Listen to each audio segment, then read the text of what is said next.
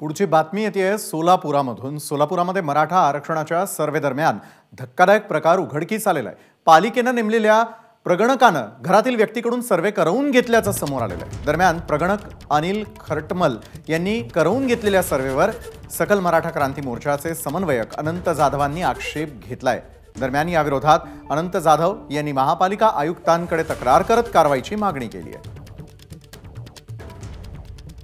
सोलापूर शहरातील विमानतळ हातूर वस्ती या भागात अनिल खरटमल नावाच्या कर्मचाऱ्याची नेमणूक असताना त्याने त्या ठिकाणी स्वतः न जाता शेख आणि कांबळे नावाचे दोन इसम नेमले। ते इसम ज्यांना की स्वतः लिहायला वाचायला येत नाही असे ते इसम होते आणि जवळपास 150 प्रश्नांची जी प्रश्नावली आहे असे 150 प्रश्न विचारून कमीत कमी 15 ते 20 मिनिट लागतात एका घराचं सर्वेक्षण व्हायला।